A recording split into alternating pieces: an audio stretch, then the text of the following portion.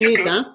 J'ai pris le pasteur Amado ici sur le téléphone. Comme ça, il peut répondre un peu. Comme ça, ça va. D'accord. Okay. Allô, pasteur Amado. Allô? Parlons, je parle d'abord. Il voulait déjà répondre à ce que vous avez dit là. Comme ça, on avance ensemble. Oui, pasteur Amado. Oui, d'accord. C'est comme je disais au départ, si mon frère veut m'enseigner, sa foi, sa tradition ou sa culture, s'il a besoin de me convaincre, qu'il arrête de s'appuyer sur la Bible. Parce qu'il tord les Écritures. Il tord les Écritures. Il ne comprend pas le sens de ces Écritures. Alors, il a la connaissance. Il a ce qu'il appelle connaissance, ce qu'il appelle révélation pour lui. Qu'il utilise cela pour me convaincre. Qu'il utilise cela pour me convaincre et pour nous montrer que ce qu'il dit est vrai. Parce que quand il dit que l'Égypte, ce sont des Noirs, oui. Israël, c'est le Congo. Ça veut dire que si Israël était en captivité en Égypte, et que les Égyptiens ont massacré les fils, les enfants mâles des Israéliens, ça veut dire que c'était le noir qui se levait contre son frère noir. Oui, c'est ça. Voilà. Ça veut dire que c'est le noir qui se lève contre son frère noir. Le blanc n'a rien à voir là-bas. Ok, je vous réponds. Oui. Je vous réponds. Je vous réponds. Okay, réponds. Mais je veux que tu sois pragmatique. Ne m'amène pas dans les gros discours. Explique-moi cela comme si j'avais 5 ans. Non. Tu es un adulte. Je t'explique. Parce que moi, j'aime amener. Moi, les détails, la vérité dans les détails. L'histoire des enfants assassinés, ça n'existe pas dans les archives égyptiennes. Les archéologues. Ok. Arrête-toi là-bas, s'il te plaît. Arrête-toi un peu là-bas. Non, arrête-toi un peu là-bas. Tu as dit que ça n'existe pas. Non, arrête-toi un peu là-bas, s'il te plaît. S'il te plaît, arrête-toi un peu là-bas. Tu as dit que ça n'existe pas. Dans la Bible que tu utilises, cette histoire existe. Pourquoi dans cette même Bible que tu utilises, tu acceptes une partie et tu rejettes l'autre? Si tout ce que la Bible dit, écoute-moi, si tout ce que la Bible dit est faux, alors mettons la Bible de côté, utilise un autre livre. Parce que pour moi, tout ce que la Bible dit est vrai. Et si tu prends la Bible pour argumenter ton histoire, ça veut rigoler. Ça me fait rigoler. Et je dis ceci. Dans la Bible top, la Bible, déjà, Bible, c'est quoi? C'est un amas de livres. La Bible top dit que le contenu, c'est un amas d'écrits. Et dans cette Bible-là, tu dis que j'utilise la Bible pour justifier. Je dis non. Je dis bien, je répète, la Bible a pris les éléments de la spiritualité africaine pour constituer ce document. Or, là-dedans, il y a des choses vraies qui s'apparentent nettement à ce que les Africains ont mis en place dans le domaine de la spiritualité. Et il y a des choses fausses et invraisemblables. J'étais en train de parler, et je veux revenir aux enfants qu'il faut tuer. Tout ça, il y a trop de mensonges. Est-ce que tu peux croire que, si tu penses qu'on a tué tous les enfants mâles, ça veut dire que tu crois que l'Éternel de la Bible dans Job chapitre 1 s'est associé en réunion, se réunit avec Satan et Job? Tu crois à ça? Tu mélanges tout. La question que je te pose, est-ce que Israël, excuse-moi mon frère, est-ce que Israël, s'il te plaît, excuse-moi un peu, je vais te poser une question. Est-ce que Israël était en captivité en Égypte? Réponds-moi pas oui ou non. Non. Okay. Et je vais te dire. Alors, je pose encore une autre question. Israël. Oui. Je pose encore une autre question. Israël existait et l'Égypte existait aussi? Non. Ça n'a jamais existé. Parce que là, tes questions me montrent tous les failles que tu as dans la compréhension générale de la Bible. Tu as lu la Bible? Non, c'est faux. Je vais t'expliquer. Vas-y, pose toutes tes questions.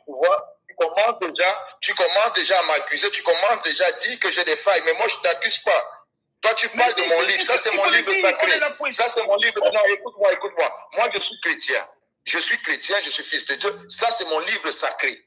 Toi, tu es traditionnel. Tu dis que non, il faut les danser. Maintenant, moi, tu dois avoir comme fondement un livre sacré ou une parole sacrée. Alors, tu ne vas pas me juger en fonction de la compréhension que j'ai de mon livre sacré. Parce que moi, j'ai un autre esprit qui m'anime, qui est l'esprit de mon Dieu, le Dieu de la Bible. Excuse-moi, écoute d'abord. J'ai un esprit qui m'anime, c'est l'esprit du Dieu de la Bible, cette Bible-là. C'est cet esprit qui m'anime. C'est cet esprit qui me pousse à parler. Et tu n'as pas les capacités pour juger cet esprit-là. Toi, utilise ton fondement, utilise ce que tu as comme sacré et convainc-moi avec, mon frère. D'accord, ok. Ça, c'est les peuples qui commencent à dire. Israël était en captivité. Non, tu ne comprends pas ceci. Tu m'as demandé si Israël était en captivité en Égypte. Je te dis non. La communauté israélite, les Israéliens avaient une communauté en territoire égyptien et ils vivaient dans l'île d'Éléphantine. Si Israël a existé et l'Égypte a existé, tu m'as dit non. Non, mais bien sûr, mais écoute, l'Israël dont on parle aujourd'hui, là, c'est pas l'Israël biblique, ce n'est pas l'Israël historique. Et je dis bien, les Israélites, ce qu'on a appelé les Israélites de la Bible là, ils vivaient sur l'île d'Éléphantine. Ils n'ont jamais été en captivité. Il faut lire, mon frère. Va lire poser la question, est-ce que l'Israël selon la Bible, l'Israël de la Bible a existé et l'Égypte de la Bible a existé? L'Israël de la Bible n'a jamais existé. L'Égypte de la Bible a existé? L'Israël de la Bible n'a jamais existé. Et déjà, l'Égypte de la Bible a existé? Bon, réponds-moi. Est-ce que l'Égypte de la Bible a existé? Non. Et pourquoi tu localises? Pourquoi tu localises selon Genèse? Parce que quand tu parlais tout à l'heure, tu l'as localisé selon Genèse. Et tu as dit que c'est le Congo. La supercherie. Tu as dit que c'est la supercherie. Mais pourquoi tu utilises la Bible pour localiser un pays qui n'a pas existé? Non, je ne comprends pas. Docteur Amadou, je vais expliquer la supercherie. Mais tu utilises la Bible pour la faire exister. Pourquoi? Si pourquoi ça n'a pas supercherie, Pasteur Amadou. On fait croire que Israël de la Bible a une existence. Et en parlant, on parle de tous les rois. Ézéchiel, Salomon, David. Et on les localise. Mais là, je te dis, quand je sors ce verset-là de un roi, là, ou deux rois, c'est pour te dire que l'Israël de la Bible, c'est l'Afrique. Et que ce roi d'Israël n'a jamais existé. Donc tout ça, c'est comme un roman, quoi. Il faut lire ça comme un roman. Parce que les eaux supérieures de Guillaume, c'est le fleuve Congo. Et les eaux supérieures de Guillaume... Tu as lu les eaux supérieures de Guillaume où tu l'as lu dans la Bible, n'est-ce pas? Mais attendez, non. J'ai lu dans la Bible, bien sûr. Non, mais donne-moi la Bible. Tu l'as lu dans la Bible, mon frère. Tu l'as lu dans la Bible. Oui. Mais tout ce que tu donnes comme argument, tu tires tes arguments de la Bible. Ton objectif, c'est quoi? C'est fragiliser la foi chrétienne. Ton objectif n'est pas d'enseigner les chrétiens. Tu fragilises la foi chrétienne. Ton objectif n'est pas révéler la conscience des Africains. Tu ne peux pas révéler la conscience de quelqu'un. Non, écoute-moi. Tu ne peux pas révéler la conscience de quelqu'un en tuant sa foi chrétienne. L'Ancien Testament, le Christ n'existait pas encore. L'Ancien Testament, là, on parle d'Abraham, c'est 1400 ans avant Jésus. Tu ne connais pas la Bible. L'Ancien Testament, le Christ a existé. Je peux te prouver. Tais-toi, je te prouve que dans l'Ancien Testament, le Christ a existé. Je te prouve dans l'Ancien Testament. Avant qu'Abraham fût je suis. Ah bon, le Christ a existé? Non. Je te prouve que quand Israël marchait, le Christ était au milieu d'eux. Je te prouve que dans le jardin d'Éden, quand l'homme a péché, il est question de la postérité de la femme. Le Christ a existé. Le jardin d'Éden, il est où? Tu ne comprends rien de tes coutumes, mon frère. Mais le Christ a existé. Où est-ce que tu localises le jardin d'Éden? Le jardin d'Éden où jaillit le feu pichon, il est où? Mon frère, je vais te poser une question. Est-ce que tu sais que toi, tu as existé avant que ce monde ne soit? Mais attends, parce que nos ancêtres, on parle de la réincarnation, c'est ça la réincarnation. Réponds-moi par oui ou non. Est-ce que tu sais que toi qui me parles aujourd'hui, non, toi qui me parles aujourd'hui, tu as existé avant que ce monde soit? Est-ce que tu le sais? Mais je le sais pourquoi. Parce que nos ancêtres, ils ont parlé, c'est ça la réincarnation, c'est ça l'immortalité de l'âme. Tu m'as demandé comment est-ce que l'âme est immortelle, comment est-ce que l'âme est immortelle. Je t'ai dit... Essayez de parler chacun à son tour, parce qu'après nous, c'est au téléphone, tu vois, le son. Pasteur, je te laisse parler, parce qu'après je te réponds. Je réponds sur tous tes problèmes, sur toutes les questions. Je te laisse parler. Ok. Moi, je veux qu'on aille dans ce sens. Je te pose une question, tu me réponds. Oui. Et je veux qu'on aille dans ce sens. Et je ne veux pas trop de commentaires. Est-ce que, parce que je t'amène dans un point. Toi aussi, tu vas le faire avec moi. Est-ce que tu sais qu'avant que ce monde n'existait, toi, tu avais déjà existé? Oui. Et pourquoi le fait, tu crois que tu as existé avant que ce monde soit, mais tu es en train de dire que le monde a existé avant que Jésus n'existe? Si toi, tu as existé avant que ce monde soit, mais toi, tu veux confirmer que Jésus a existé après que ce monde soit. Parce que toute créature, selon la Bible, je te ramène selon la Bible, toute créature selon la Bible a existé avant que le monde soit. Ah bon? Pour moi, je vais répondre au pasteur, parce que là, pas avant que le monde soit. Je ne sais pas quel monde existait où, je ne sais pas. D'après la Bible, qui a écrit tout ça? Est-ce que je peux répondre? Réponds, mon frère, réponds. Bon, ok. J'ai parlé tout à l'heure du principe de la réincarnation avec l'immortalité de l'âme. Et nos anciens disent, quelqu'un qui ne fait que du bien sur terre, son âme est immortelle et il se réincarne. Donc, si je suis sur terre, mon âme a déjà vécu. Si je fais du bien sur terre, mon âme va se réincarner de manière perpétuelle. C'est ça, c'est nos ancêtres qui ont élaboré ça, ce n'est pas Jésus. Maintenant, tu me dis, je me sers de la Bible pour faire chasser la foi. La Bible n'apporte rien de nouveau. Je t'ai parlé de la préface de la Bible top. La préface de la Bible top. Maintenant, la Bible, qu'est-ce que les rédacteurs ont fait? Ils ont créé un peuple juif factice en les localisant à l'Israël qu'on parle aujourd'hui. Pourtant, tout se passe en Afrique. Et d'après la Bible, si le roi Ézéchias était au nord de l'issue du fleuve Guichon, ça veut dire que c'est dans la région du Congo, Rwanda et tout ça. Et même dans la Bible, on te parle de Avila, dans la Genèse. Avila. Les Avila, va sur Internet, tu dis manifeste d'Avila, ce sont les Rwandais. Le peuple Avila, ce sont les Rwandais. Or, ils sont assimilés à la Bible aux Israéliens.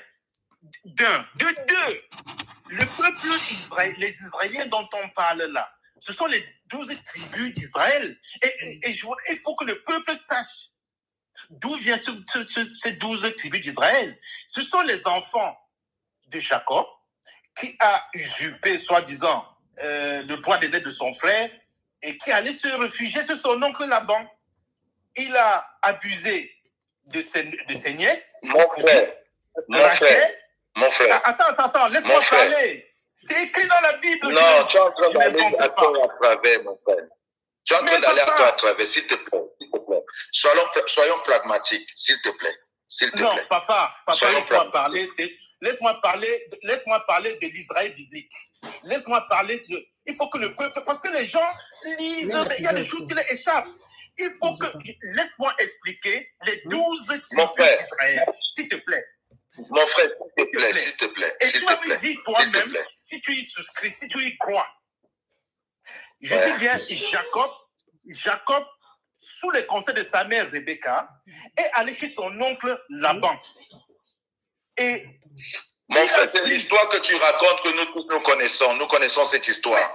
Moi, je veux que tu me parles de ton histoire comme l'histoire de tes ancêtres. Moi, je te parle de l'histoire de la Bible. Parle-moi de l'histoire de tes ancêtres. Dis-moi qu'il y a un ancêtre qui avait quitté, qui est parti à tel endroit, et après cela, il a fondé une famille. Après, sa famille a fait ceci. Les Blancs sont venus, les Blancs l'ont enlevé, ils se sont installés. Je veux que tu me parles de cette histoire. Ne me touche pas la Bible, Jacob a fait, parce que ton objectif, c'est dénigrer les personnages bibliques pour nous faire comprendre que non, nous avons un faux Dieu. Moi, je ne te dénigre pas. Moi, je veux que tu me racontes ton histoire. Tu vois un peu. L'histoire de la Bible est tellement honteuse que tu ne veux pas que j'en parle. Elle est tellement honteuse et invraisemblable que tu ne veux pas qu'on en parle.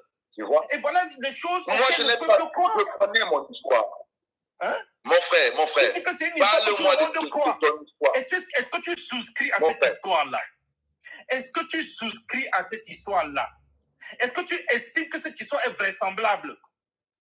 Est-ce que tu peux imaginer déjà que quelqu'un qui a plus de 90 ans arrive dans un pays et finalement on te dit qu'il est en train de faire une guerre et que Messidézé l'a aidé et il est venu lui donner la dîme. Abraham a pris les gens pour faire la guerre. Il faisait la guerre contre quel peuple? Est-ce que le Dieu, est-ce que le Dieu de la Bible, compte tenu de l'étendue de cet univers, le Dieu de la Bible ne pouvait pas guider Abraham dans un autre territoire pour lui donner la terre promise? Pourquoi il a guidé Abraham en Égypte? Pourquoi venir faire la guerre? Il faut faire la guerre. Pourquoi? Mais tout ça, c'est de la fable. Il faut réfléchir à ça. Tu as besoin d'une réponse? Tu as besoin d'une réponse? Tu as besoin d'une réponse? Dis-moi pourquoi. Si tu as posé ta question, tu te calmes, tu te réponds. Si tu as posé ta question, tu te calmes, tu te réponds. Le Dieu de la Bible a choisi l'Égypte, qu'il était même... L'Égypte, c'est un désert, l'Égypte. L'Égypte est traversée par le Nil. Donc, l'Égypte doit la survie. Pourquoi est-ce que Dieu envoie Abraham, soi-disant, dans une terre aride et dans une terre déjà occupée pour venir faire la guerre à ceux qui sont déjà là? Voilà les questions que je me pose quand je lis ce marché. Voilà, ça, c'est les premières questions que je me posais quand je lisais il y a longtemps. Avant. Est-ce que tu veux une réponse? Tu veux une réponse? Tu veux une réponse? Dis-moi pourquoi. Oui, s'il te plaît. Avec plaisir. Ok. J'aurais aimé que tu sois en face d'un musulman et tu appelles son Coran machin. Et tu sais ce qui allait se passer. Mais c'est un machin. Non, laisse-moi parler, non, mon frère. Respectons nos foi, nos croyances. Ouais, s'il vous plaît. Mais c'est pas lui qui a écrit la Bible. Oui, c'est la croyance de plusieurs personnes qui sont en ligne. Mais oui, mais donc, si vous voulez aussi... la spiritualité africaine d'animisme, sans même savoir ce que c'est que l'animisme, sans savoir que c'est les hauts degrés de la spiritualité. La plupart des gens qui sont ici sont des chrétiens. Donc, s'ils vous prêtent l'oreille, c'est pour savoir ce que vous pensez. Mais si vous venez dans leur camp pour les insulter, les mépriser, insulter leurs croyances, ils auront du mal à comprendre ce que vous dites. Donc, il faut respecter leurs croyances pour leur dire qu'elle est erronée. Comme ça, ils peuvent comprendre facilement. Voilà, je m'en excuse. Je retire ce mot-là. Merci. Merci. Okay. Oui, pasteur, je t'écoute. Celui qui s'approche pour apprendre vient avec beaucoup d'humilité. Mais celui qui s'approche pour contredire, il n'apprendra rien. Parce que mon Seigneur, celui en qui j'ai cru, Jésus, il dit, si tu as soif, viens aux eaux et je te donnerai à boire. Mais c'est quelqu'un qui s'approche et qui n'a pas soif, qu'il est déjà rempli, il n'aura pas à boire. Il est très difficile de comprendre comment Dieu fonctionne. Parce que je te répondrai aussi avec la même question. Comment les ancêtres existent? On a les dieux partout dans les arbres, comme tu as dit, il est omniprésent, je le crois. Comment peuvent-ils permettre que des étrangers viennent et leur détournent de leur Dieu? Comment? Ce que nous devons comprendre, c'est que ce que Dieu fait, aucun homme ne peut l'expliquer. Il est souverain. Il peut faire pousser un arbre et il peut détruire cet arbre. Il peut faire tomber la pluie comme il peut fermer le ciel. Il fait ce qu'il veut. Et personne ne peut le juger. C'est pourquoi il est Dieu. Et nous, comme ses enfants, nous le respectons. Je vais te dire une chose que tu dois comprendre. Il y a un peuple qui existe comme peuple de Dieu. Il y a un autre peuple qui existe comme enfant. Et pour être enfant de Dieu, tu dois passer par Jésus. C'est Jésus qui fait de nous des enfants. Jésus ne vient pas nous présenter un Dieu. Parce que nous avions déjà un Dieu. Nous connaissions déjà un Dieu. Quand Jésus vient, il vient présenter un Père. Un Dieu qui devient un Père.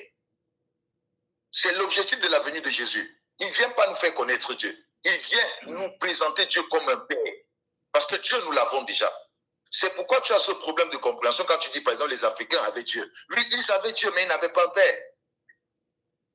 Ils avaient Dieu, mais ils n'avaient pas un père.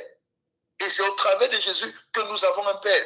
Tout ce qui est écrit dans la Bible, oh, ce qu'Abraham a fait, ce que Jacob a fait, Abraham a donné sa femme, il a menti. Ça, c'est écrit dans la Bible. Ça prouve que la Bible est vraie parce que Dieu n'a rien caché. S'il était question de montrer un Dieu parfait, comme toi tu veux que nous voyons, un Dieu parfait, un Dieu saint, un Dieu comme ça, les gens devaient fabriquer un Dieu. Parce que tout homme veut fabriquer ce qui est parfait. La Bible reste encore vraie parce que ceci nous montre que ces grands hommes qui étaient des hommes n'étaient que charnels aussi. Et que Dieu, dans sa souveraineté, il faisait grâce à qui il voulait. C'est pourquoi quelqu'un pouvait faire ceci, Dieu le laisse, ou Dieu le juge, ou Dieu le condamne, ou Dieu détruit ceci, il fait exister celui-ci. C'est sa souveraineté. Il n'est pas catholique, on ne peut pas le mettre dans un cadre et commencer à dire qu'il devait faire ceci, il devait faire cela, il ne devait pas faire ceci. Non, il est Dieu. Il est Dieu. C'est comme tu dis tout à l'heure, on met quoi, il y a la balance des œuvres. C'est lui seul qui connaît si cette œuvre est bonne ou mal, ou mauvaise. C'est lui seul qui connaît s'il doit approuver ceci, il ne doit pas approuver cela. Personne ne va le juger. C'est comme toi, par exemple, quand tu invoques le Dieu de tes ancêtres, si c'est ce Dieu créateur, il te répond et personne ne te jugera en fonction de ça. Parce que c'est lui qui a voulu que tu le connaisses comme ça. Je m'arrête là. Je te donne la parole. Ok, merci pasteur. Ok, parlant déjà de Jésus, je voudrais que tu me répondes à cette question. Vous allez là-dessus, peut-être Dieu va venir vous parler. Entre Matthieu et Luc, parce que les deux se contredisent, j'aimerais que tu me répondes. Jésus est né au temps de Hérode ou il est né après Hérode?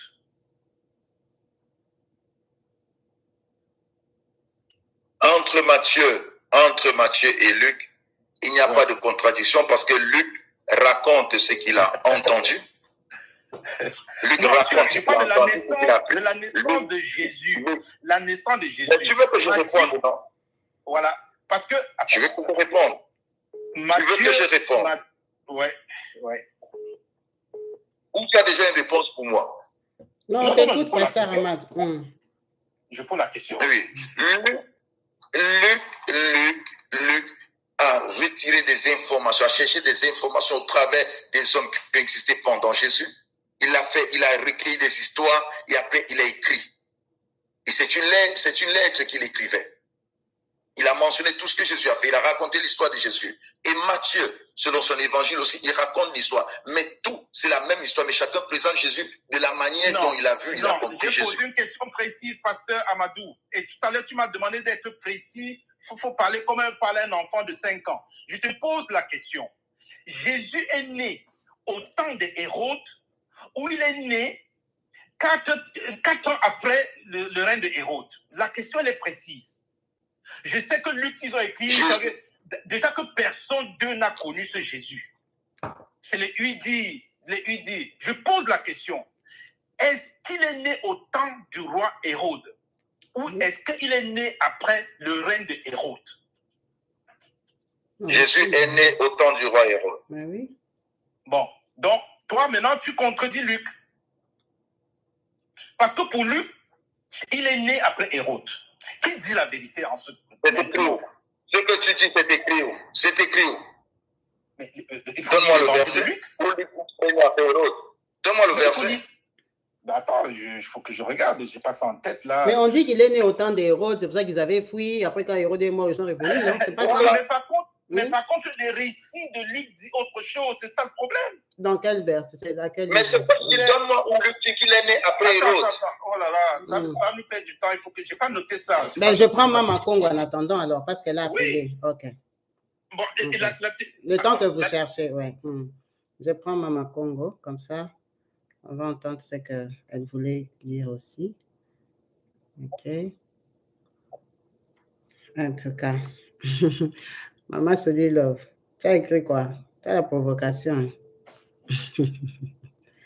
Allô, Maman Congo. Oui. Vous êtes en direct. Bon, j'entends les auditeurs, là. Oui, on ne vous entend pas trop bien. Oui. Non, moi, je voulais rajouter seulement un petit truc. Oui. En fait, un papa congolais, hein, il a été Djali pendant le Covid. C'est un scientifique congolais. Nous, quand on était des enfants, les messieurs faisaient le médicament à la base des plantes médicinales qui se trouvaient dans les Congo central. D'accord? Ce médicament-là était dans tous les hôpitaux du Congo, clinique Ngalima et compagnie. En fait, ces médicaments contenaient de principes actifs qu'on appelle jusqu'à aujourd'hui métronidazole. D'accord? Il y a métronidazole, il y a fait beaucoup de choses là-dedans. Le médicament-là soignait l'amibe, en fait. Vous savez, si quelqu'un a des amibes, la personne va aller plusieurs fois aux toilettes. Il va faire la dysenterie amibiale et tout et tout. En fait, les médicaments soignaient ces parasites-là. En fait, ça soignait aussi la dysenterie, ça soignait aussi les hémorroïdes. Parce qu'à force d'aller chasser, vous allez finir par choper les hémorroïdes. Les hémorroïdes, pardon. C'est un scientifique congolais.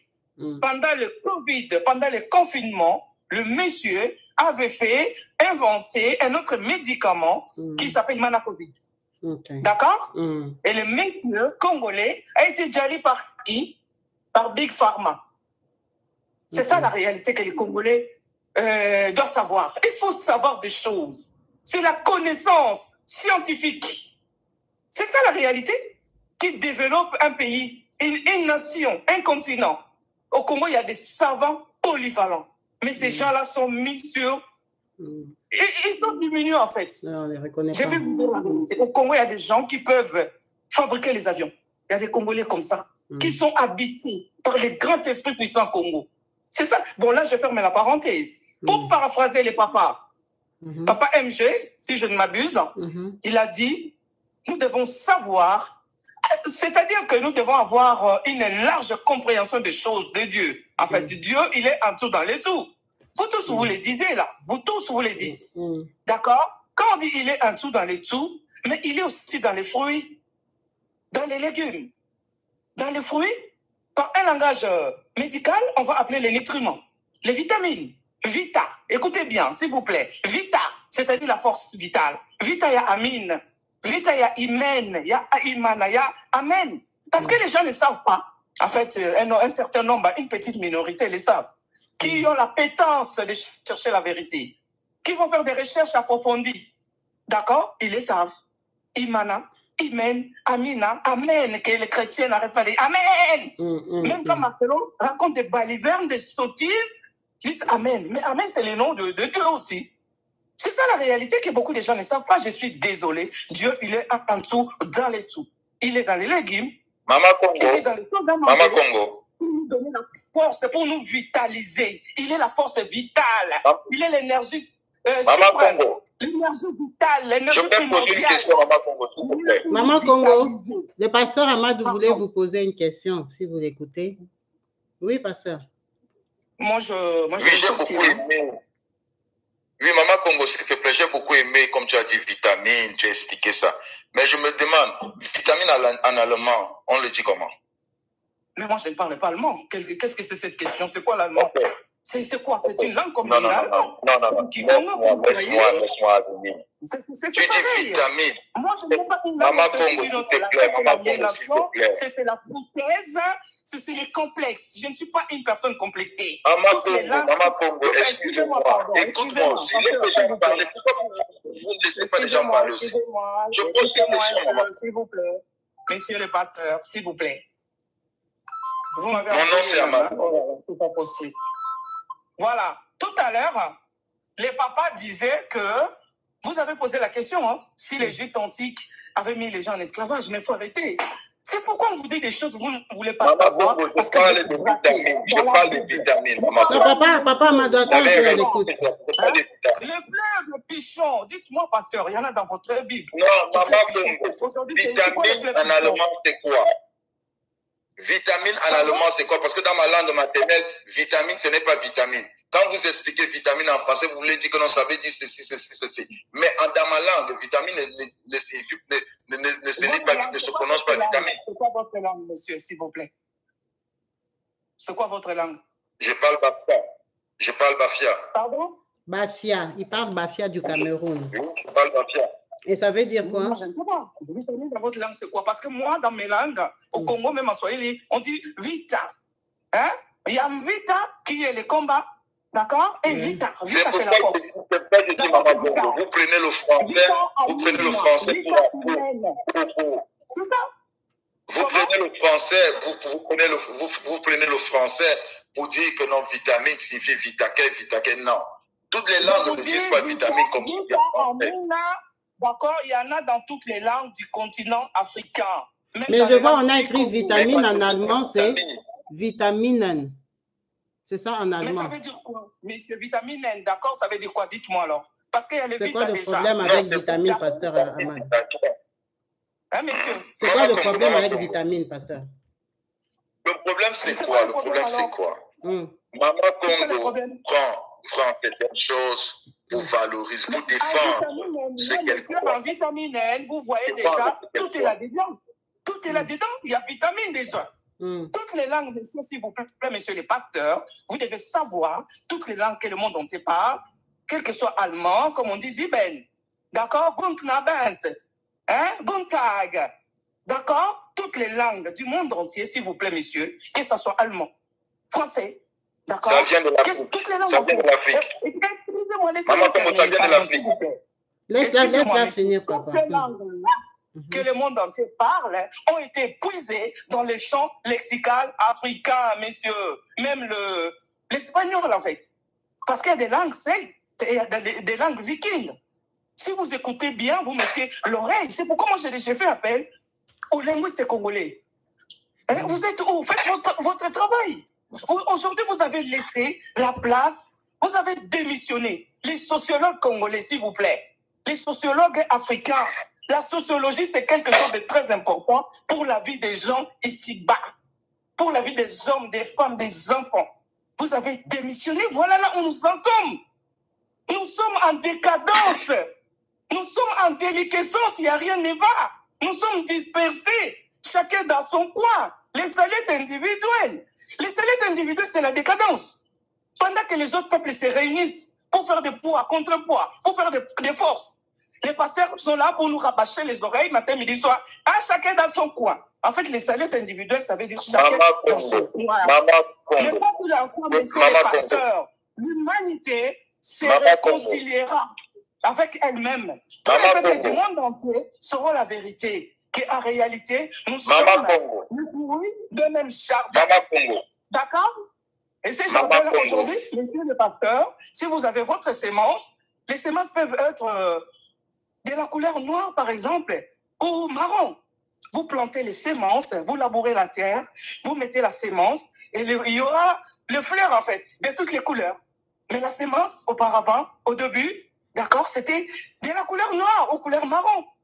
Et quand les fruits ou les fleurs vont sortir, ça sera les fleurs blanches, rouges, jaunes, ainsi de suite. C'est ça la réalité. La couleur noire, c'est la mère de toutes les couleurs. Documentez-vous, s'il vous plaît. Mes chers... vous aimez bien le pasteur, hein? Pasteur, ce n'est pas une autre famille de quelqu'un, c'est un titre. D'accord? Les pasteurs, vous devez valoriser. D'accord? Valorisez vos familles, vos pays, parce que l'homme est né et sorti du Créateur, le Netcher. Netcher, c'est qu'un, vous ne savez pas, vous ne connaissez même pas ses noms. Le papa vous a posé la question, fleuve Pichon. Mais ça est dans votre Bible, hein? Le fleuve Pichon. Mais aujourd'hui, c'est quoi? C'est le fleuve Nil qui tire sa source au Kivu, dans les Similiki. Il y a un village chez nous dans le Kivu qui s'appelle Similiki. C'est là-bas. Les sources. La source, vous parlez, vous savez pas vous arrêter. Vous parlez, vous savez pas vous arrêter, s'il vous plaît. Blanc et le bleu, messieurs, s'il vous plaît. Laissez-moi terminer, je n'ai pas beaucoup de temps. S'il vous plaît, soyez gentils. D'accord? Et les Égyptiens anciens.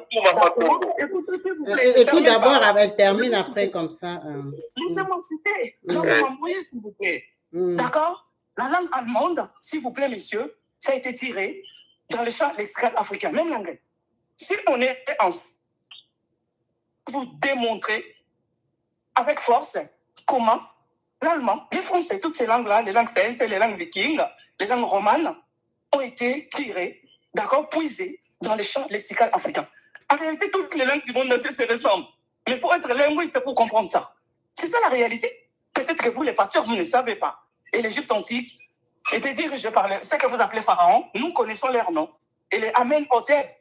Écoutez bien, Amenhotep. C'est-à-dire, les pharaons portaient les noms de Dieu. Amen. Amenhotep, Amen-Amat. D'accord? Amen-Amat, et ça veut dire que Amon, c'est le nom du Créateur. Amen aussi, ça veut dire Amon, les cachés. Il est les cachés. C'est lui qui contient la totalité de l'univers. Il est à la fois Père et Mère céleste. Merci, maman. On va laisser maintenant le pasteur aussi s'exprimer. Vraiment, merci à toi, maman Kabibi, pour cet espace. Moi, je sais que tu es chrétienne, mais tu as une grande capacité d'analyse, en fait, d'analyser les choses et les faits. Tu nous laisses quand même. Tu pouvais dire, dégagez, je ne vais pas. Non, nous, on aime écouter, on aime savoir les pensées des autres. On est curieux. On s'instruit, c'est notre façon de nous instruire aussi. Des choses, de bon. Je sais que sur un panel de chrétiens, vous ne pouvez pas passer avec ce que vous dites là. C'est impossible. Hein? On ne peut pas vous laisser une minute parler parce qu'on va dire que vous êtes une sorcière. Merci à toi, maman Kabibi. Les Congolais, les Africains, vous devez savoir, Israël, qu'aujourd'hui, ça a été créé en 1948, après la Seconde Guerre mondiale. Ça, c'est long. Un jour, on en parlera. Mais ces pays existent depuis la nuit des temps. À l'époque, on appelait ça Canaan. D'accord? Canaan. La province de l'Égypte antique. Si vous êtes en Égypte pour aller à Canaan, Israël aujourd'hui, c'est 160 km. Comment à 160 km, les gens vont mettre 40 ans? C'est la foutaise. Il n'y avait pas d'esclavage là-bas. C'était les hommes parfaits. Les Égyptiens anciens. D'accord? Les Ramessou. Ramessou que les gens falsifient Ramsès. C'est Ramessou. Ramessou, ça veut dire quoi? Mais les yeux de Dieu. Ramessou. Waouh. Merci beaucoup, maman. Merci, maman. Merci. Papa Amado, vous écoute. Maman Kabibi. Maman Kabibi. Allô, maman Angèle. On laisse un peu la réponse du pasteur et puis vous pouvez parler. Hein. Vous êtes en direct. On écoute d'abord le pasteur. Allô, maman. Allô, papa. Oui. C'est vraiment triste parce qu'on n'arrive pas à avoir une conversation. On n'arrive pas à avoir une conversation parce que quand tout est mélangé et que chacun croit avoir le monopole du savoir, ça nous conduit, c'est en train de nous conduire. Je ne crois pas que si tu crois que la Bible est fausse, c'est un livre qui a été falsifié ou c'est des histoires qui sont racontées sont fausses, que tu l'utilises pour te défendre. Que tu l'utilises pour te défendre. Parce qu'il est important de savoir que tous ces gens qui défendent ceux qui croient, je crois, aux ancêtres, nous n'interdisons personne de croire, mais nous pouvons entendre qu'ils ont lu cela dans les livres.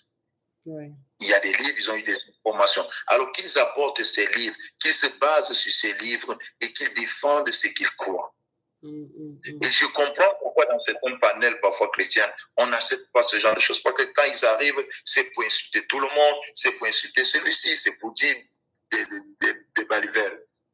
Et pourtant, il est très important de présenter sa foi et de dire non, bien aimé. Les ancêtres, c'est vrai, nos ancêtres ont existé et nous croyons en nos ancêtres. Si vous voulez que cela se passe, voici comment la pratique se fait, voici comment la pratique se fait. Parce que nous croyons que Dieu est partout. Dieu est dans les arbres. Ils oublient que Dieu n'est pas dans les arbres. Dieu n'est pas dans les pierres. Dieu a donné la vie à ses plantes. Dieu a donné la vie à ses animaux. Dieu a choisi sa demeure dans l'homme. Il a choisi sa demeure dans l'homme. Il en a fait sa demeure dans l'homme. Tout celui qui croit en Jésus reçoit Dieu en lui. Et quelqu'un qui reçoit Dieu, il est doté d'une certaine capacité, d'un pouvoir, d'une force, parce qu'il a cru. Et tout dépend de ce qu'il croit. Merci, donc, pasteur. Il y a une maman en ligne là. Je ne sais pas, peut-être qu'elle veut poser une question ou on écoute. Et puis, moi, je te garde en ligne, hein, parce que je vois le papa, il rappelle déjà, il a trouvé le verset. Oui, allô, maman. Allô, maman Angèle. Bonjour, maman Kabibi. C'est pas maman Angèle, c'est maman Mimi. Oui, maman Mimi, excusez-moi. Voilà. Maman Kabibi, c'est la première fois que j'interviens. Et je pense que je prends l'émission en cours. Vu que c'est la première fois que j'interviens, je voudrais déjà vous féliciter pour le travail que vous abattez sur le réveil des consciences. La raison pour laquelle j'appelle, c'est pour féliciter la crème vertu, papa la crème vertu, parce que hier, quand on a parlé du débat de danser, de pourquoi on ne doit pas danser dans certaines églises, papa la crème vertu a dit quelque chose de très intéressant, qui est le sujet d'aujourd'hui. Est-ce que Dieu n'aurait pas donné l'intelligence, n'a pas donné l'intelligence au peuple africain? C'est sur quoi? C'est sur quoi vous débattez aujourd'hui, n'est-ce pas? Oui. Et c'est vrai, maman Kabibi. C'est vrai. Faisons les analyses. Nous, on invente quoi? Mais ça, on a déjà répondu.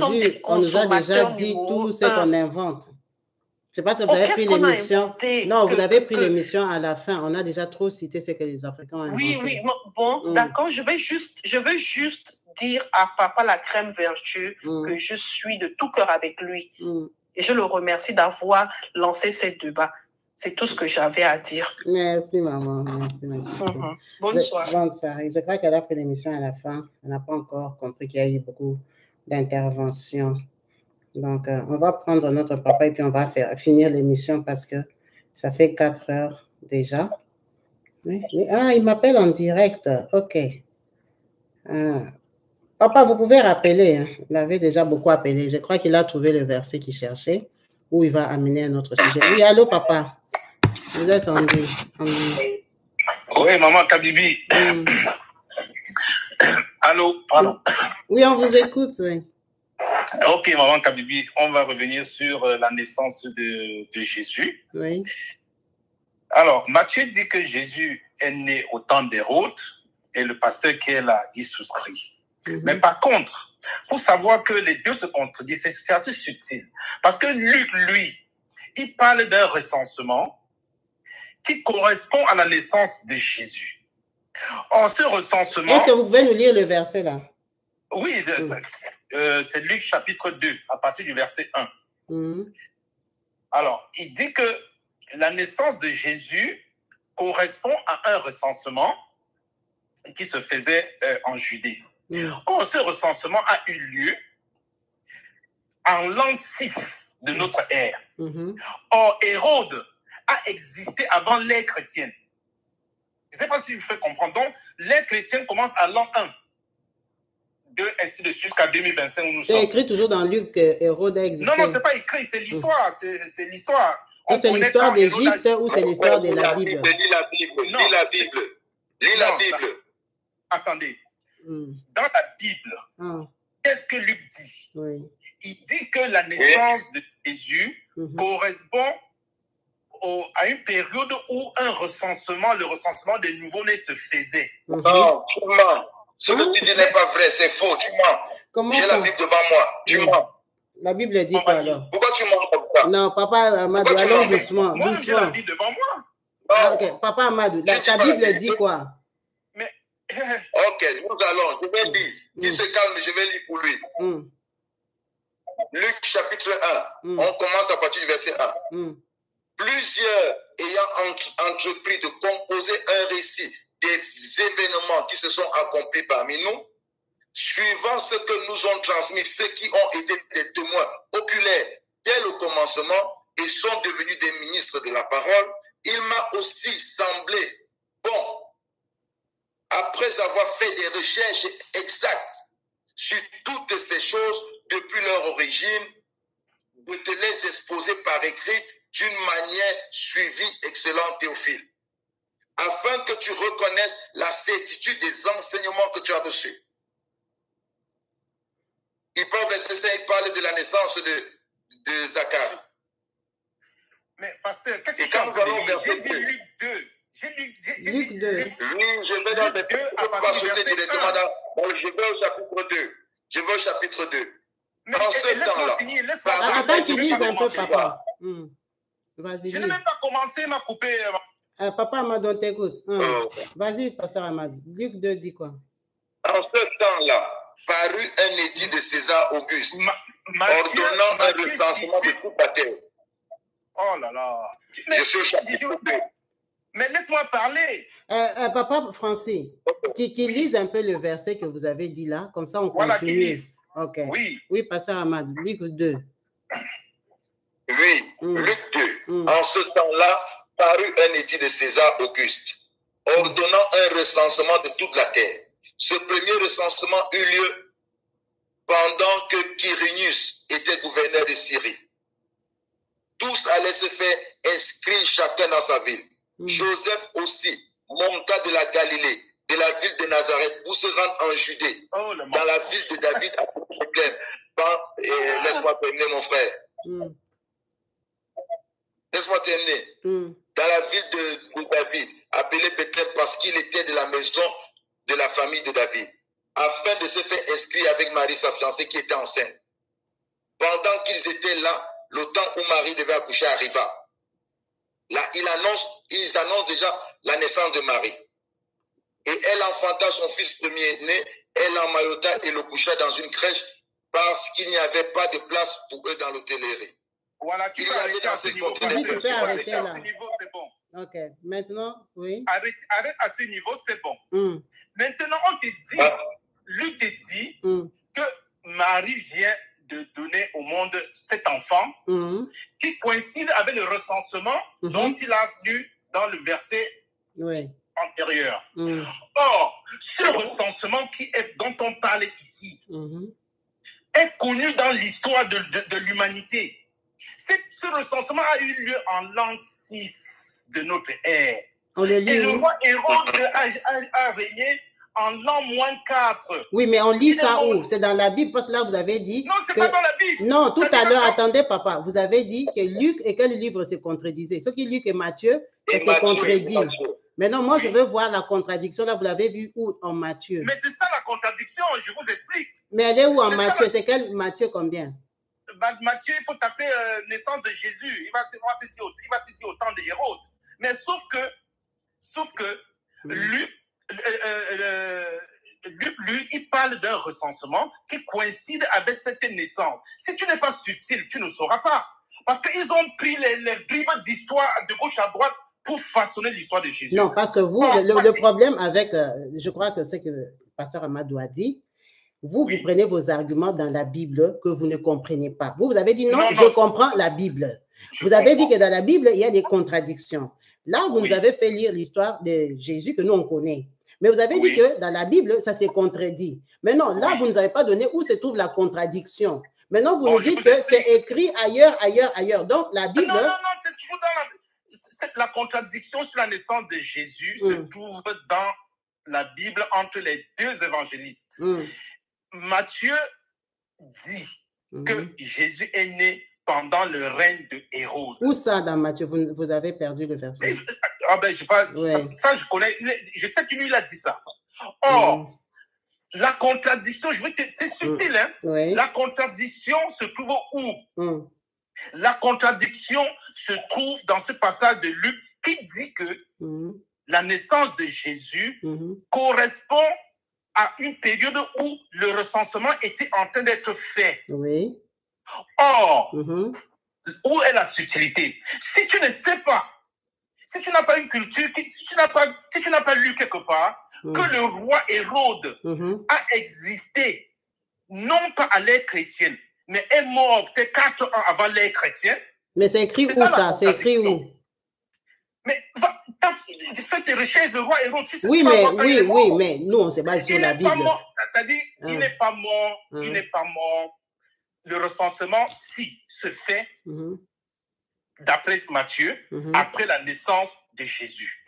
Or, d'après Luc, ce recensement coïncide avec la date de la naissance de Jésus. Or, ce recensement est fait en l'an 6. Ça, c'est mes recherches personnelles qui m'ont fait comprendre que ce recensement dont la Bible parle pour situer la naissance de Jésus se fait en l'an 6, alors que l'ère chrétienne commence à l'an 1. Oui, mais maintenant, vous, où est-ce que vous avez su que l'ère chrétienne commence à l'an 1? Parce que ça, c'est très capital. C'est ça qui vous a fait changer votre foi. Non, donc, vous devez savoir là où vous avez lu ça, parce que ça fait changer votre croyance. Ça fait partie des choses qui vous ont convaincu que la Bible, elle est fausse. Maintenant, vous avez lu ça où? Le temps a commencé, et c'est toujours les saints religieux qui ont créé ça, parce que le calendrier kémite, nous sommes en l'an 6261. 62. 62, pardon. C'est nos ancêtres qui ont créé le calendrier. Oui. Et il y en a, ils sont venus, ils ont charcuté, ils ont fait du bordel. Bon, on parle d'après leur principe, leur théorie. Ils ont situé une nouvelle ère, l'ère 1, qui symbolise la naissance de Jésus. Quand on dit 2025 après Jésus, ça veut dire que Jésus est né en l'an 1. L'an 1, c'est Jésus. Or, le recensement dont Luc parle a eu lieu en l'an 6. En fait, c'est une philosophie, c'est une évidence, c'est un calcul, ce n'est pas écrit. Non, jusque-là, je ne me fais pas comprendre. Okay. J'ai dit, hein, nous sommes dans l'ère chrétienne qui part de l'an 1 jusqu'à aujourd'hui, nous sommes en 2025. Ça, c'est l'ère chrétienne. Bon, maintenant, Matthieu dit, Jésus est né au temps de Hérode. Or, Hérode n'a pas régné à l'ère chrétienne. Donc, Hérode est mort avant l'an 1 de cette ère-ci. Bon, maintenant, Luc vient dire que... Non, mais le problème est que là, vous ne savez pas où c'est écrit dans Matthieu. Maman Kabibé. Oui. Maman Kabibé. Oui. Maman Kabibé. Voilà pourquoi je dis, si on ne comprend rien, qu'il s'arrête. La vie chrétienne commence avec Jésus, pas avant Jésus. Et Hérode est mort après la naissance de Jésus. Hérode est mort après la naissance. Mais lui, il dit qu'en Matthieu, ce n'est pas écrit comme ça. C'est pour ça que je lui ai demandé en Matthieu, c'est écrit où que Hérode n'était pas là avant Jésus. Mais pendant la période de Jésus, il n'était plus là. Hérode est mort après la naissance de Jésus parce qu'il voulait tuer Jésus. Il est mort après la naissance de Jésus. Alors, l'ère chrétienne commence. L'ère chrétienne ne commence même pas quand Jésus. L'ère chrétienne commence quand Jésus est mort et ressuscité. Voilà, c'est ça. Et ressuscité. C'est où l'ère chrétienne commence. Non, c'est pas ça. Alors, c'est pas ce qu'il mélange des choses qu'il ne comprend pas. Les conventions internationales, les conventions qui les chrétiens. On n'a pas parlé de chrétiens pendant l'existence de Jésus. On n'a pas parlé de chrétiens pendant l'existence de Jésus. Jésus est mort quand? Jésus est mort quand? Il est mort quand? On n'a pas parlé de Jésus. On n'a pas parlé de l'ère chrétienne pendant l'existence de Jésus. On parlait des chrétiens après la résurrection de Jésus, plusieurs années après.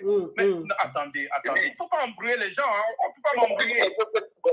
Les chrétiens, tout le monde sait que l'ère chrétienne commence à l'an 1. Et nous sommes en 2025. Nous sommes en 2025. Et le recensement dont parle Luc a eu lieu en l'an 6. C'était une contradiction. On ne peut même pas comprendre ça.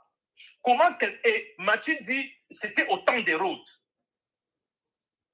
Or, il n'a pas eu ce genre de recensement-là au temps d'Hérode. Voilà le seul recensement qu'il y a eu en l'an 6. En l'an 6 de notre ère. C'est ça la subtilité de la contradiction. Et dans la Bible, nulle part, mon frère, dans cette Bible, tout à l'heure, il a dit qu'on utilise la Bible pour combattre. Pasteur Amadou, je vais te dire. Écoute d'abord.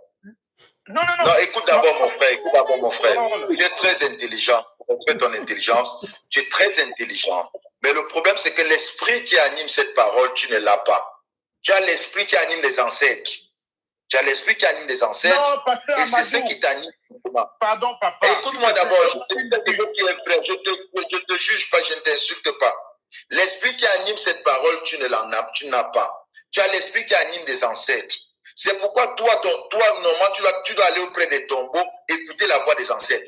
Tu ne dois pas vivre dans la capitale. Tu ne dois pas vivre où il y a les bruits de voitures, où il y a les bruits de téléphone. Tu dois aller au village là-bas, écouter la voix des ancêtres. Parce que ceux qui écoutent la voix des ancêtres restent dans la forêt. Non, parce que les ancêtres aiment le silence. Oh là là, ne me déçois pas quand même, ne me déçois pas. Qu'est-ce que tu appelles forêt? Oui, mon frère. Est-ce qu'il y a un lieu plus pur que la forêt?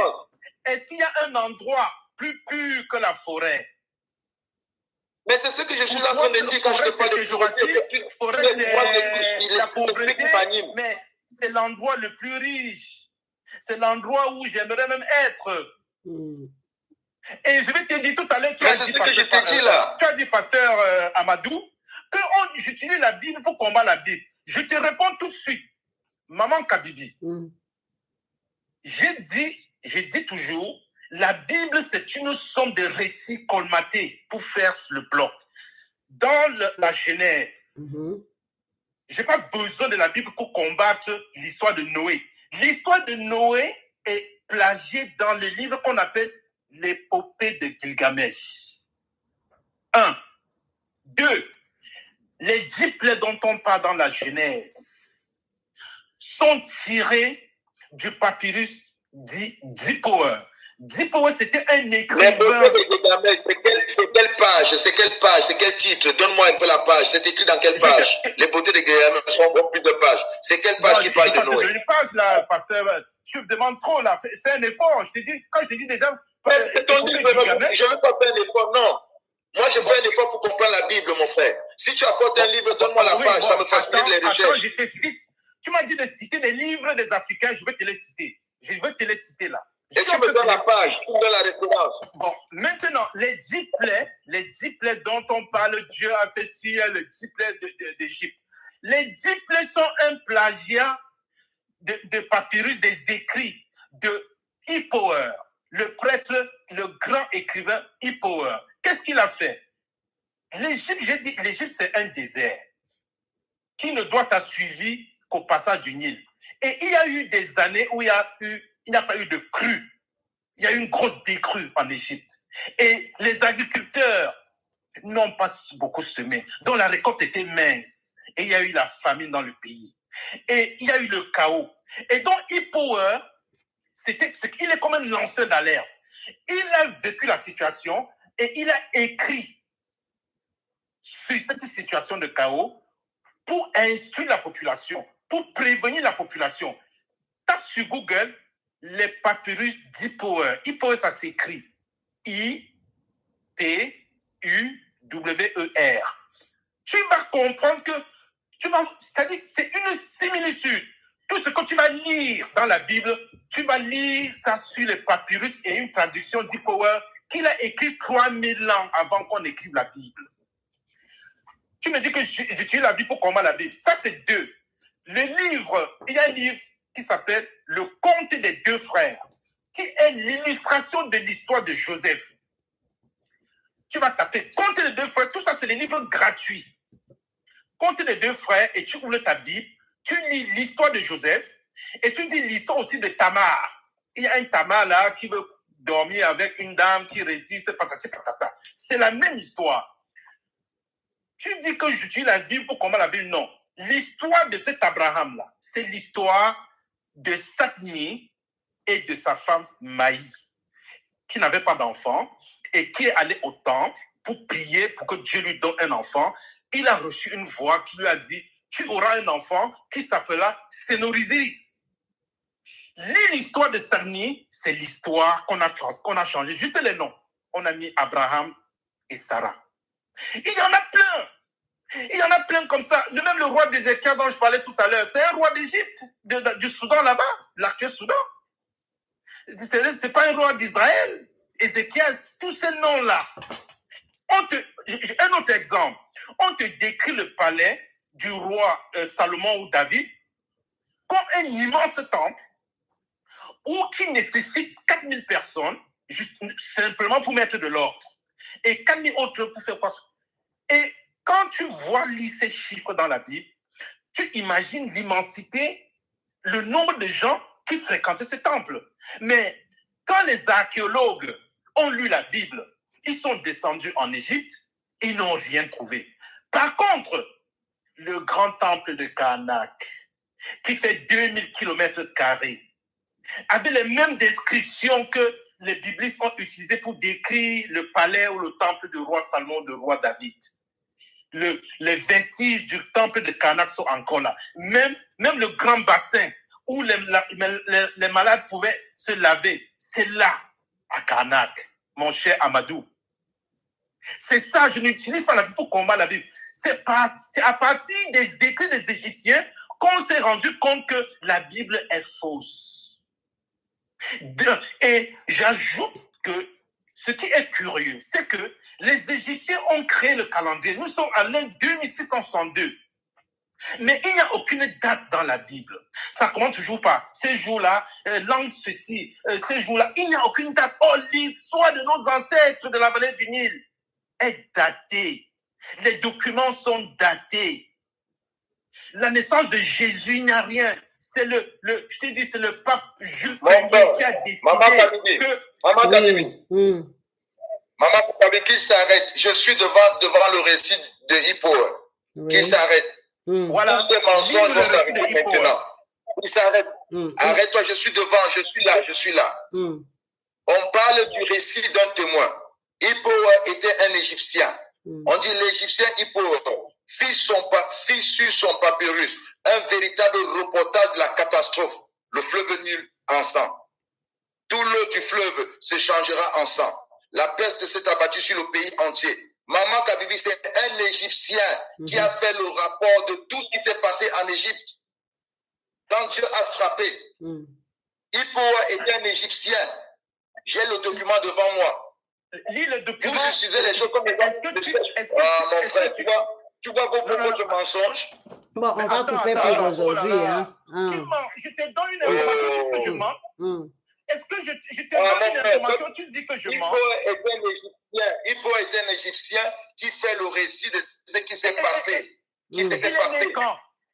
Bon, Madame Kabibi, pour savoir que la Bible ment, regardez la date de la rédaction de la Bible et regardez la date de la rédaction des documents de Hippo. C'est un anachronisme total. C'est un anachronisme. On n'imaginait pas que la Bible existait. Maman Kabibi, on parle Hippo comme un script égyptien, c'est-à-dire quelqu'un qui a écrit l'histoire. Oui. On parle de Hippo comme un script égyptien. Mais je dis, c'est un lanceur d'alerte. Il a écrit sur la réalité qui s'est passée en Égypte. Tu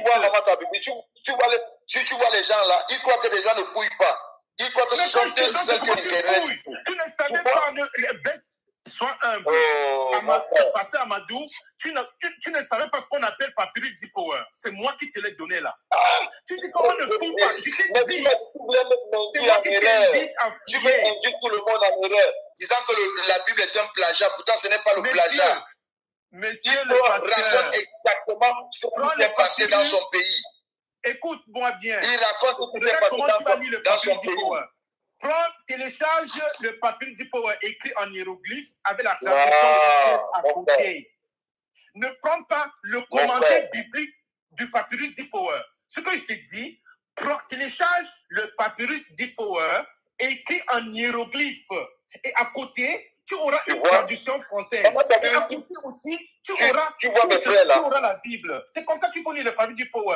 Ne me prends pas, parce que même les biblistes, ils parlaient du papyrus d'Hippo, mais toi, tu ne le savais pas. Tu as bien dit qu'on vient discuter ce qu'on apprend. Mais ne me dis pas que les gens fouillent. Tu fouilles quoi? Tu connaissais Hippo où? Tu le connaissais où? On va couper le direct. Hein. Je vois qu'on a beaucoup échangé. Tape aussi le compte des deux frères. Tu vas lire ce qui s'est passé entre les deux frères. Et tu vas ramener ça à la Bible. Et surtout, ou non? Mon frère, réponds-moi, Hippo est un script égyptien ou non? Mais c'est moi qui ne me parle. Non, mais je ne suis pas un bébé. Attends, je t'ai donné Hippo. Maintenant, tu me poses des questions sur Hippo. Qu'est-ce que tu vas en venir là? Il est script égyptien, oui ou non? Il est script égyptien, oui ou non? Oui, parce que tu l'as lu. C'est ça. C'est comme lui aussi, il a lu la Bible. Tu as lu. Alors, mais ta question... Mais c'est quoi le problème? Qui écrit l'histoire de son pays? Oui. Qui écrit l'histoire de son pays? Oui. Qui écrit l'histoire de son pays? Ce qui s'est passé dans son pays. Oui. Comment il va dire que la Bible est un plagiat? Mais attends. La Bible, Maman Kabibi... Non, attends, Pasteur Amadou, je veux un peu comprendre. Papa Francis, attends un peu. Pasteur Amadou, qu'est-ce que tu as compris de ce qu'il a dit sur Hippo? Parce que moi, je ne comprends pas un peu ta réponse. Oui, qu'est-ce que tu as compris? Oui, parce que quand il dit que la Bible est un plagiat, il dit que l'histoire que c'est une histoire où quelqu'un a écrit dans son pays, par exemple, et puis la Bible a pu rapporter ça. Oui. Mais pendant que tu fais des recherches, tu comprends que Hippo est un écrivain, parce que quand on parle de script, c'est un écrivain. Oui. Il a fait des recherches, il a découvert que tout ce qui s'est passé en Égypte, il a écrit l'histoire de son pays, de tout ce qui s'est passé. comment Dieu a frappé l'Égypte avec le plaies. Il a raconté presque tout ce que la Bible raconte. C'est une catastrophe naturelle. Maman Kabibi, c'est ça la différence. C'est ça la différence. Maman Kabibi, voilà la différence. La différence, c'est quoi?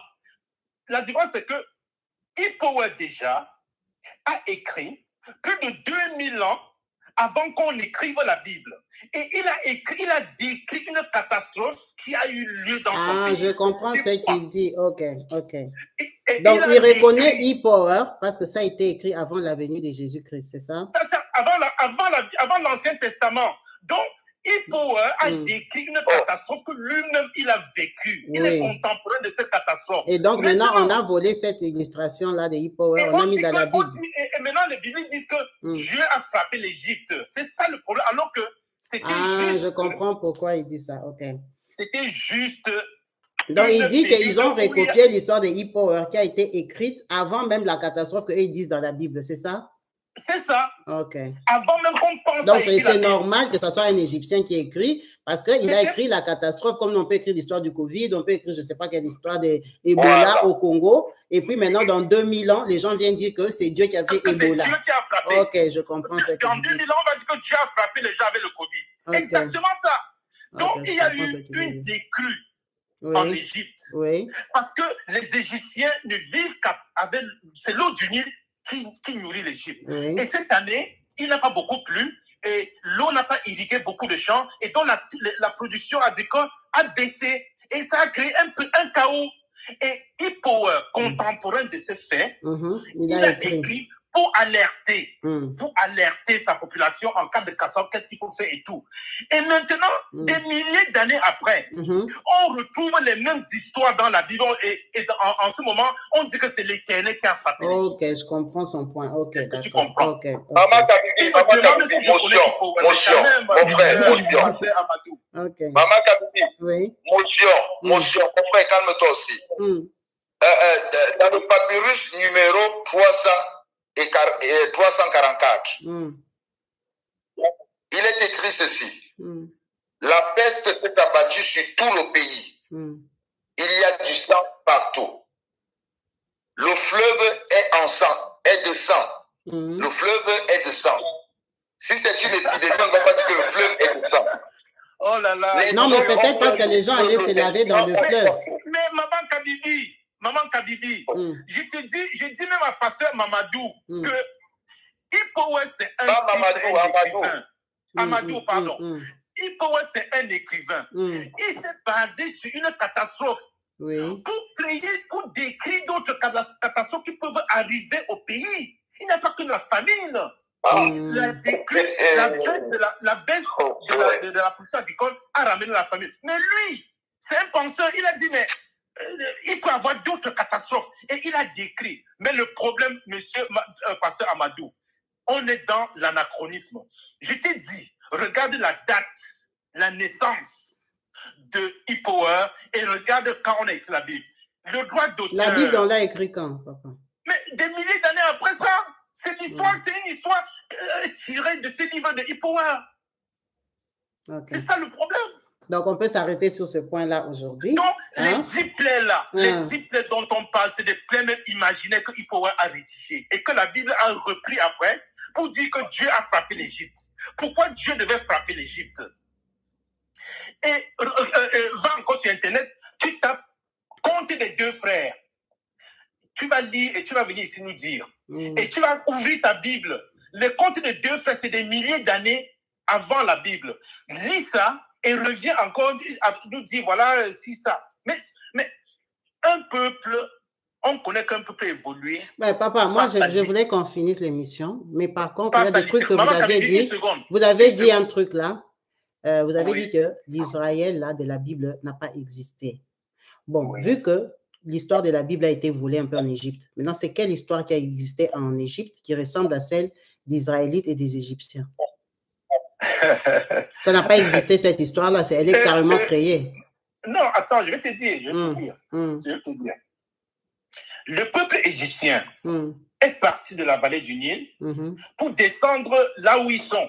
Ils se sont installés. Et après, il y a eu un autre mouvement.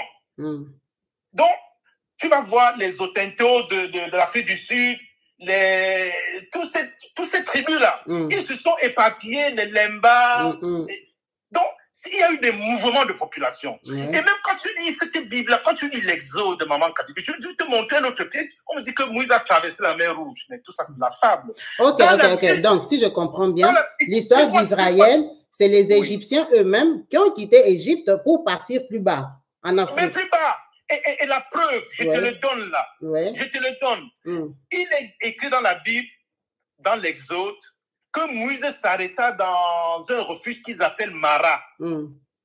Mais Mara, quand tu quittes l'Égypte, on dit monter, on dit toujours monter. Quand il quitte, pour arriver à Mara, on monte. Et Mara se trouve où? En Tanzanie. Jusqu'aujourd'hui, tu tapes Mara, tu vas voir Mara en Tanzanie. Or, dans la Bible, on te dit que Moïse s'est arrêté à Mara en direction d'Israël. Donc, Israël qui est en haut là-bas. Et qui a traversé la mer Rouge. Mais tu vois... Donc, ils venaient d'où alors? C'est qu'ils ne venaient pas d'Égypte. Ils étaient en Égypte. C'est-à-dire que les peuples bougent. Les peuples bougent. Les peuples... Quand tu lis le livre de l'historien français, là, il te parle des 52 tribus éthiopiennes, des Noirs de la vallée du Nil, qui ont immigré. C'est-à-dire que l'immigration est partie de là, jusque sur toute la planète entière. Et c'est comme ça que même à l'intérieur, les peuples bougeaient. Il n'y a pas eu les Donc, en fait, ils sont partis sans guerre, sans rien, en fait. Il n'y a pas eu de conflit spécial. C'est une histoire inventée qu'on les chassait, ils ont traversé la mer Rouge, ils sont morts dedans, et tout ça, c'est faux. Donc, on a mis l'histoire de la mer, du Nil, parce que pour aller en Israël, il faut traverser l'eau, en fait. C'est ça? Oui. Et même Maman Kabibi, quelle intelligence Dieu aurait donné à ce Moïse d'aller affronter la mer Rouge, alors que pour quitter l'Égypte actuelle et aller en Israël, tu passes par la route ferme. Donc, la traduction même de mer Rouge de la Bible, c'est une traduction erronée. Parce que la traduction hébraïque de mer, des premières traductions de la Bible, c'est Hanshu, qui veut dire la mer des roseaux. Hanshu. Et en anglais, c'est Red Sea. Et Red Sea, là, ça veut dire la mer de roseaux. Tu vois, les petits buissons, où il y a les petits coups d'eau avec les buissons tout autour qui longent. C'est ça. Ce n'est pas mer Rouge.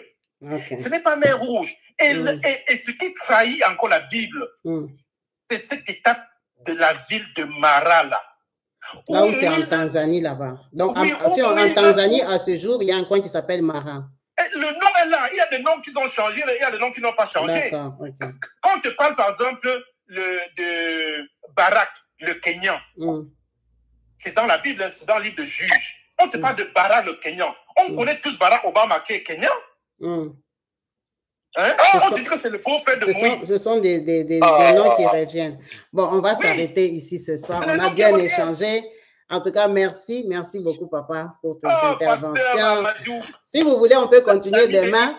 Comme ça, vous allez nous convaincre, parce qu'il ne faut pas perturber nos foi pour rien. Hein? Il faut nous dire les trucs, il faut que ça... Parce qu'il y a eu beaucoup de questions pour savoir qu'est-ce qu'on doit prier, sur quoi on doit se baser. Votre foi, c'est quoi? Je crois que c'est Maman Nadine qui avait posé la question pour savoir, ok, on arrête de croire en Jésus. Maintenant, on va activer notre foi avec quoi? Parce qu'on a besoin de la foi pour croire en quelque chose. Ça, je crois, ce sont des réponses qu'on peut avoir demain, parce que là, je vais couper cet tard, mon fils, je dois m'en occuper. Oui, Maman Kabibi. Maman Kabibi, pasteur Amadou, je n'utilise pas la Bible pour comprendre la Bible, j'utilise les écrits africains pour montrer le plagiat de la Bible. D'accord. Okay. En tout cas, il faudra bien nous montrer ça. Il faut bien je vais te donner l'hymne à Akhenaton, qui fait partie, qui est plein dans les psaumes. Et les leçons. Mon frère, Maman Kabibi a laissé reposer. Déjà, il peut. Pasteur Amadou, tu peux déjà aller lire le roi Aménopé. Et tu verras que tous les livres de psaumes et de proverbes. Ça vient de là. Ça vient du roi Aménopé III. Non, moi je me concentre dans ma Bible, mon frère. J'ai l'esprit de ma Bible. On va démanteler ta Bible avec toi. En tout cas, moi perso, je veux voir ça. Je veux voir ce que vous avez vu pour parler de la Bible comme ça, qui est vue de cette façon-là, d'être convaincu que c'est un plagiat et tout ça. Amenopée 3, c'est les livres de Somme, c'est les livres de Proverbes. Et ce sont des leçons qu'un père donnait à son fils, qu'un sage donnait au roi. C'est tout ça qu'on a mis dans les livres de Proverbes, de l'Ecclésiaste, de Somme. Et tout ça, Pasteur Amadou, et je vais te donner les références, tu vas les lire. Tu as déjà sous la main Hippo, qui a parlé des disciples d'Égypte, plagié par la Bible des milliers d'années après. C'est déjà très bien. C'est déjà très, très bien. Maintenant, tu vas lire les livres de Sami et de Maï. Tu vas voir l'histoire d'Abraham. Après, tu vas lire Conte des deux frères. Et tu vas voir l'histoire de Joseph. Et tout ça, là, ce sont des livres qui ont été écrits sur base des Écritures qui sont en Égypte. C'est ça. Oui, tous ces livres, Maman Kabibi, sont écrits, les originaux sont écrits en hiéroglyphes. Donc, il n'y a même pas question de dire que non. Ce sont les hiéroglyphes. Et les seuls peuples qui ont écrit les hiéroglyphes, c'est le peuple de la vallée du Nil et les Égyptiens. D'accord, ok. Merci beaucoup, papa. Merci pour votre partage. Merci vraiment pour tout ce que vous avez fait. Vous nous apprenez, vous parlez, vous nous expliquez. Merci pour votre dévouement. En tout cas, j'espère vous retrouver demain. Hein, branché, connecté. Tu peux plus travailler là. C'est vrai, hein? Oh là là. Moi, tu vois, ça me passionne. La prédication, ce n'est pas un truc facile. Quand vous voyez les pasteurs prêchent, c'est pour moi. Parce que convaincre les gens, ce n'est pas facile. Les gens, ils ont des croyances. En tout cas, pour les convaincre, il faut savoir parler, il faut savoir prêcher, il faut savoir convaincre les gens. Il faut avoir des arguments solides et faciles surtout. Simple, pour que les gens comprennent ce que vous dites. Il y a dans le chat, il y a quelqu'un Muriel, qui demande qui a traduit les hiéroglyphes, le dictionnaire hiéroglyphes. Muriel, les hiéroglyphes, c'est-à-dire, on a... En tout cas, papa, vous allez répondre à Mme Muriel demain. Elle sera là. Mme Muriel, elle est à la maison ces jours-ci. Peut-être que je ne serai pas là demain. Il ne faut pas nous fuir, hein, sinon Pasteur Amadou vous a gagné. Si demain vous n'êtes pas là, c'est que vous avez fui. Aucun évangéliste, aucun pasteur ne peut discuter d'histoire de Bible avec moi. C'est pas possible. Alors, il faut faire l'effort pour être là demain. Un Dieu exterminateur, le plus grand tueur, le plus grand jailleur du monde. C'est un prophète de la Bible. Qui peut croire ça? En tout cas, on va comprendre tout ça demain, papa. Merci beaucoup, papa. Bonne soirée. Merci, maman Kabibi. Pardonnez que maman Congo parle avec la verve qu'elle a. C'est parce que quand tu es dans le vrai, ça sort avec une puissance. Ça sort sans que tu ne le veuilles même. Parce que ce qu'elle dit est vrai. Ce qu'elle dit, il n'y a rien à redire dessus. C'est comme ça, quoi. C'est comme ça. C'est comme ça, Pasteur Amadou. Tu vas voir d'où vient... Pasteur Amadou, je suis fier d'être en face de toi. Au moins, tu verras d'où vient la Bible. Parce que tes collègues, ils sont loin de là. Aujourd'hui, au moins, tu auras appris quelque chose. En tout cas, merci beaucoup, papa. Merci. Bonne soirée. Bonne soirée. Allô, Pasteur Amadou. Oui, maman. Tu peux aussi conclure. Donc, Donc, que le Seigneur nous bénisse et que le Seigneur soit avec nous. On a partagé dans la paix, on a discuté dans la paix, chacun son idée. Et nous croyons que nous gardons nos foi, ceux qui ont la foi gardent leur foi. Et ceux qui croient autre chose, aussi, que le Seigneur nous aide simplement. Merci beaucoup. Merci. Merci beaucoup pour ton temps. Merci, papa. Voilà, merci à vous tous qui êtes là, qui êtes restés pendant 4 heures. J'ai vu des gens fidèles, ils sont vraiment, depuis qu'on a commencé jusqu'à maintenant, ils sont toujours là. Les autres sont partis, sont revenus, sont partis. En tout cas, thank you so much. Ce sont des débats qui, effectivement, ça n'intéresse pas tout le monde. Tout le monde n'accroche pas à ça. Vous savez que la plupart du temps, les chrétiens sont, on ne va pas dire, est-ce que borné, c'est le bon mot? Je ne sais pas. Mais ils ne sont pas tolérants à une critique. Voilà. Nous sommes des croyants. Moi, je suis chrétienne, tout le monde sait. Mais je peux écouter ce que les autres pensent. C'est une force qu'il faut avoir, qui n'est pas donnée à tout le monde. Parce qu'il y a des gens, quand ils écoutent ça, leur foi est perturbée directement, ils sont perdus. Donc, ce sont des émissions qui ne concernent pas tout le monde. C'est des émissions qui concernent les curieux, les gens qui veulent savoir pourquoi les autres pensent comme ça, et ou peut-être essayer de les aider. Ou peut-être abandonner la foi chrétienne, je ne sais pas, mais ce n'est pas le but, c'est de savoir de l'autre côté, de savoir les gens qui étaient comme nous, parce que quand vous les entendez parler, c'est des gens qui maîtrisent la Bible. même Papa Francis, vous sentez que vraiment que non, non, non, ça c'était peut-être même un pasteur qui est devenu maintenant rébellé ou pas rébellé, qui a compris la Bible d'une autre façon, qui a découvert des choses. Voilà, c'est des gens qui ont beaucoup de connaissances, qui ont beaucoup d'enseignements, qui effectivement sur un panel chrétien, ils ne vont jamais passer parce que quand seulement ils vont dire que la Bible c'est un piège, on va les bloquer même qu'ils ne voient plus la chaîne. Donc moi je suis assez tolérante parce que je suis très ouverte d'esprit. J'essaie de comprendre les pensées et les cultures des autres personnes. Alors c'est pas tout le monde qui peut m'accompagner dans ça, donc je vous remercie. À vous tous qui participez dans les messages, dans les commentaires, qui argumentaient, qui posaient des questions, voilà. En tout cas, merci à vous tous. Demain, on va continuer notre débat parce qu'ils ont relevé beaucoup des choses que moi, je trouve qu'ils sont vraiment, ceux qui sont même la base de la foi, qui sont nos références dans nos prières, on dit Dieu d'Israël et tout ça. Et quand on dit que les Israéliens, c'est les Congos, en tout cas, à partir d'aujourd'hui, appelez-moi qui? Hein? Je suis israélienne. Donc, c'est israélienne ou israélite. Donc, comme je suis là, on m'a même dit que Kadima, c'est quoi? J'ai même écrit ça ici. On a dit que Kadima, c'est un nom quoi? C'est l'Europe. Kadima, c'est les Balouba. Donc, nous, les Balouba, nous sommes les propriétaires de l'Europe. Il faut qu'on fasse des recherches sur ça. Maman, tiens là, où est toi? Il faut aller demander Kadima, c'est quoi? Comprendre ça, parce qu'on a appris beaucoup de choses. Moi, je n'écris pas tout, mais je bloque beaucoup de choses, c'est cette facilité-là. En tout cas, c'est vrai qu'on découvre, même si beaucoup ne vont pas adhérer ou quoi que ce soit, mais auront quand même une connaissance élargie. Hein, auront quand même des renseignements qui, peut-être personnellement, on n'allait jamais aller lire les livres là, chercher des livres. Non, on n'allait pas chercher ça. Mais peut-être, on peut savoir un peu ce qui s'écrit dans ces livres-là et tout ça, même comme connaissance générale. En tout cas, c'est sur ce qu'on va s'arrêter. Merci beaucoup à vous tous. Je vous souhaite une bonne soirée. Peace and love chez vous. À la prochaine. Bye.